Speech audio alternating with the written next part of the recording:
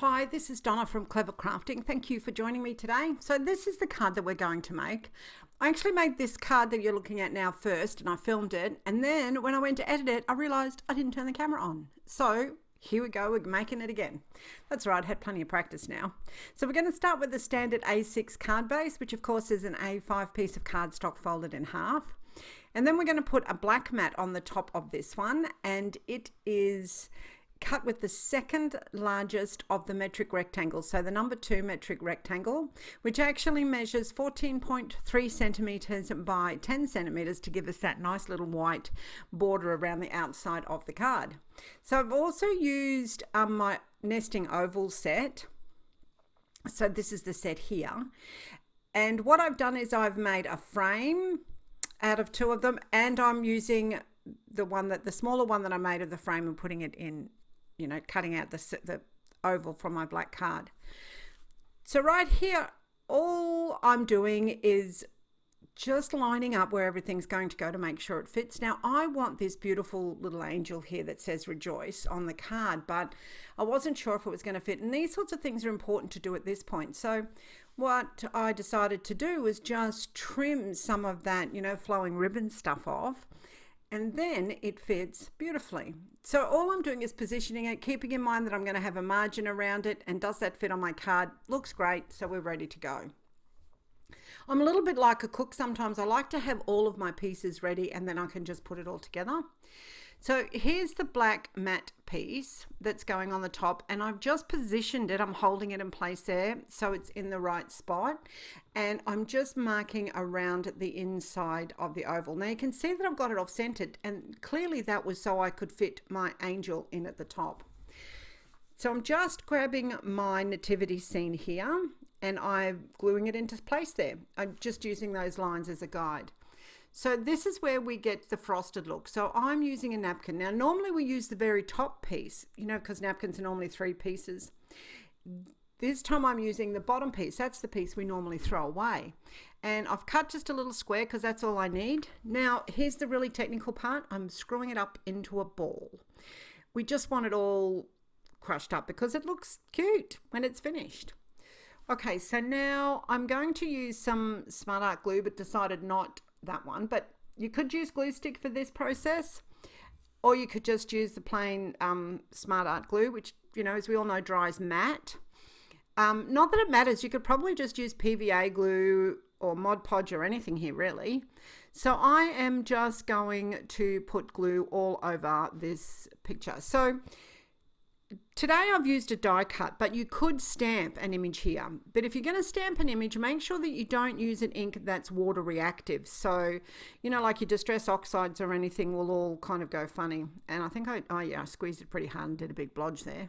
And you don't want that to happen. So it's not going to happen here with me that it's going to go all funny or smudge because it's a die cut.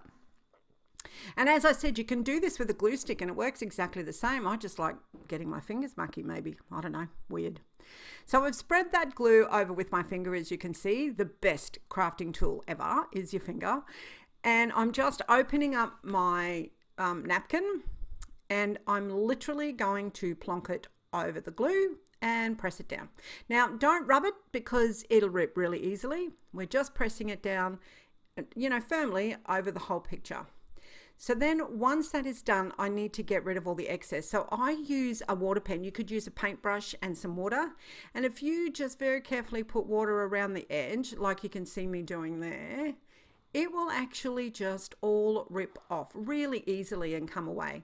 Now, keep in mind that it doesn't matter if it's neat or not because it's going to be underneath the black matte layer that's going to go on top. So I skipped ahead there and I've just removed all of that.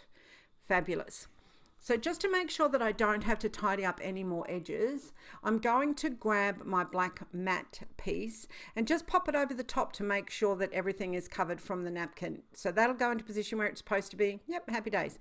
I think I forgot to tell you earlier that once I stuck my image on, I erased the pencil marks, by the way.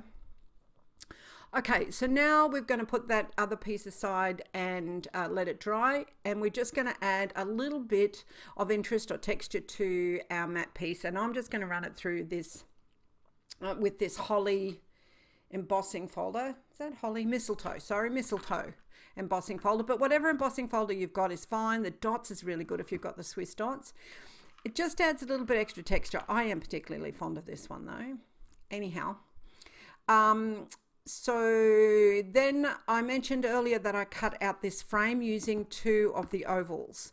So side by side, and made sure they were even all the way around, stuck them together, ran them through my die cutting machine with this amazing holographic cardstock. So I'm just securing that into place. I've just popped a little bit of glue on the back again. So because this is a matte glue, you've got to make sure that you don't get any on your shiny bits because that it won't, you know, won't be shiny anymore. You'll be able to see it. So if you see that on there, just clean some off. So on the back, I'm going to put some double-sided foam tape, but clearly my double-sided foam tape is way wider than the area that it's got to be attached to. So here's a little trick that I use. So this is a piece of backing that I got off a A4 piece of double-sided sticking. You don't get the full sheets. Well, I keep those when I use them, and I'm just sticking this double-sided foam tape on it because double-sided foam tape is extremely sticky and it gets very difficult to cut. And then unless you've got the Teflon scissors, which I don't, the glue gets stuck to your scissors. So this way I've stuck it onto there, so now it's got backing on both sides, and you can literally just pop it into your cutter. So I've got the Tim Holtz guillotine there, small guillotine, and you can cut it any width you want. Beautiful.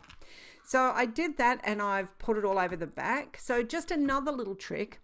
It's very difficult a lot of the time. You can see they're getting the foam, the backing of the double-sided foam tape. So here's what you do. You press it down in the corner a little bit and drag your finger back, you know, pushing on it, and it will literally come up in the corner. So I'll do it again. It's a bit hard to see, isn't it? But you drag your finger back and it'll come up in the corner and you'll pull it off. So once I removed all the tape, I always stand up at this point because it gives me a bird's eye view. I can look right over the top and make sure that that is even.